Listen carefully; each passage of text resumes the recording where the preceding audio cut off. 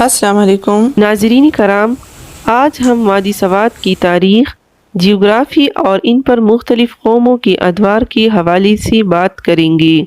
سوات پاکستان کی مغربی ہمالیہ میں واقع قراقرم کے سلسلے میں دنیا کی بلند ترین پہاڑوں کے دامن میں واقع ایک دلچسپ اور خوبصورت وادی ہے۔ سوات کو یونانی کتابوں میں اودیانہ کے نام سے جانا جاتا ہے اور سنسکرت میں سواستو کے نام سے۔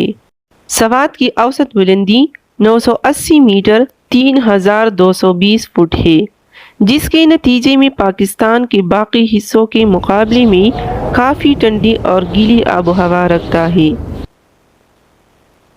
سرسبز جنگلات، ہرے بھرے میدان اور برف پوش پہاڑوں کے ساتھ ساتھ سوات ملک کے مقبول ترین سیاحتی مقامات میں سے ایک ہے، جسے پاکستان کے سوئٹزرلینڈ کے نام سے بھی پکارا جاتا ہے۔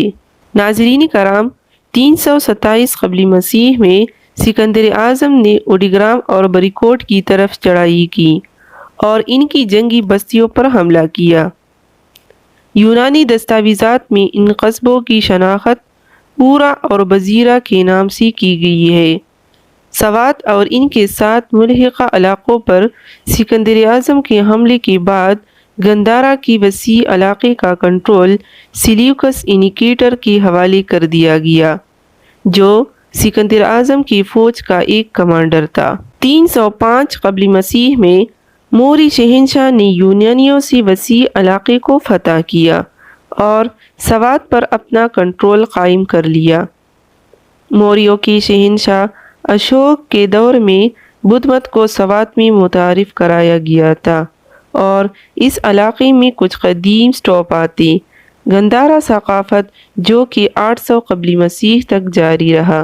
موری حکومت کے خاتمے کے بعد سوات گریگو بیکٹیرین کنگڈم کے کنٹرول میں آ گیا۔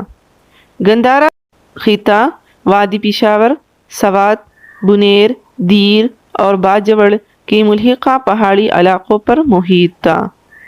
یونانی بیکٹیرین حکومت سے الگ ہو کر ہند یونانی بادشاہت کے طور پر اپنی آزادی قائم کر لیتا ہے۔ 140 قبل مسیح کے آس پاس سب سے مشہور یونانی بادشاہ میننڈر اول کی موت کے بعد سائتیوں اور 50 عیسوی کے آس پاس فارسی پارتھین نے اس سلطنت کو زیر کر لیا اور اپنی سلطنت قائم کر لی۔ پارتھیوں کی آمد نے بدھسٹ آرٹ کی طویل روایت کا آغاز کیا، جو کہ گندھارا آرٹ سے کافی مشابہت رکھتی تھی، جس میں ہیلینسٹک یونانی اثرات کے ساتھ بدھ مت کی تصویر کشی کا رواج تھا۔ پارتھیوں کو وادی پشاور میں مقیم کشان قبیلے نے سوات سے بے دخل کر دیا تھا اور یہاں سے کشان قوم کی حکومت کا آغاز ہوا، جسے بہت سے لوگ گندھارا کا سنہرا دور کہتے ہیں۔ کشان کا بادشاہ کنشک کے دور میں سوات بدھ فن ثقافت کی تیاری کے لیے ایک اہم خطہ بن گیا۔ مہایان نے بدھ مت کے سرپرست کے طور پر نئے اسٹوپا بنائے اور پرانے کو دوبارہ تعمیر کیا گیا۔ 520 عیسوی میں چینی راہب سونگ یون نے اس علاقے کا دورہ کیا اور اس علاقے میں موجود بدھ مت کے دور کی تہذیب کو ریکارڈ کیا اور دیکھا کہ سارا علاقہ تباہ حال تھا۔ اس سے انہوں نے اخذ کیا کہ یہ ایک ایسے حکمران کی حکومت تھی جو بدھ کے قوانین پر عمل پیرا نہیں تھا۔ اسی طرح چینی دور، جیسے ٹینگ ڈائنیسٹی کے نام سے جانا جاتا ہے، اس دور کے چینی راہب زونگ زنگ نے اپنے دورے میں بدھ مت کے زوال اور ہندو مت کے عروج کو ریکارڈ کیا۔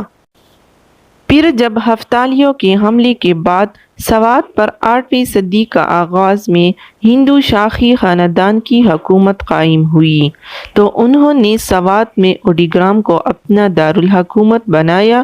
شاہیوں نے مندروں اور دیگر تعمیراتی عمارتوں کی ایک وسیع صف باندھ لی، جن کی کھنڈرات آج بھی موجود ہیں۔ ان کی دوری حکومت میں ہندو مت عروج پر پہنچا اور یہ بھی خیال کیا جاتا ہے کہ سنسکرت اس وقت کے دوران مقامی لوگوں کی زبان تھی۔ ہندو شاہی حکمرانوں نے اس علاقے کے ذریعے لوگوں کی تجارت کی حفاظت کے ساتھ ساتھ ان سے ٹیکس وصولی کے لیے قلعے تعمیر کیے۔ ہندو شاہی کے بعد اس خطے اور گندھارا پر مسلمانوں کے دور حکومت کا آغاز ہوا۔ 1001 عیسوی کے آس پاس آخری ہندو شاہی بادشاہ جے بالا کو پشاور، جس کا پرانا نام باگرام، پھر پراشپور اور پھر پشاور کی جنگ میں محمود غزنوی کے ہاتھوں فیصلہ کن شکست ہوئی اور گندھارا پر ہندو کی 2 صدیوں کی حکمرانی ختم ہو گئی۔ کچھ عرصہ بعد سواتی کنڑ کے راستے افغانستان کے سلطان کے ساتھ اس علاقے میں داخل ہوئے اور 1500 عیسوی میں پوری سوات پر افغانستان سے آنے والے یوسف زئی قبیلے نے قبضہ کیا اور یہاں پر مسلمانوں کی دور حکومت کا آغاز ہوا۔ سن 1849 میں سید اکبر شاہ سوات ریاست کا بادشاہ بنا۔ 1857 میں سید اکبر شاہ کی وفات کے بعد اخون عبدالغفور نے حکومت سنبھال لی۔ اخون عبدالغفور کو لوگ سیدو بابا کے نام سے جانتے ہیں۔ 1878 میں سیدو بابا کی وفات کے بعد افراتفری مچ گئی اور 1916 تک کوئی بادشاہت قائم نہ ہو سکی۔ پھر 1916 میں عبدالجبار بادشاہ بنا۔ عبدالجبار کو لوگ پسند نہیں کرتے تھے، اس لیے عبدالجبار کو حکومت سے ہٹایا اور 1918 کو میاں گل عبدالودود کو بادشاہ کے طور پر تسلیم کیا۔ پھر جب 1947 میں پاکستان نے برطانیہ سے آزادی حاصل کی تو ولی نے اپنی ریاست کی مکمل حمایت کی اور دیگر چیزوں کے علاوہ پاکستان کو اپنا پہلا ہاکر فیوری لڑاکا طیارہ تحفے میں دیا۔ 1949 میں میاں گل عبدالودود نے اپنے عہدے کی باغ دوڑ اپنے بیٹے میاں گل جہان زیب کو سونپ دی، جو سوات کے آخری ولی تھے۔ 1969 میں ریاست کو پاکستان میں ضم کر دیا گیا اور ملک کی بیوروکریسی نے اس پر قبضہ کر لیا۔ یہ تھی 327 قبل مسیح سے 2023 تک وادی سوات کی تاریخ اور اس پر گزرے مختلف قوموں کے ادوار۔ اگر ویڈیو اچھی لگی تو چینل کو لائک اور سبسکرائب کریں اور بیل آئیکن کو دبانا نہ بھولیے تاکہ ہر آنے والی ویڈیو آپ کو وقت پر پہنچ سکے۔ شکریہ۔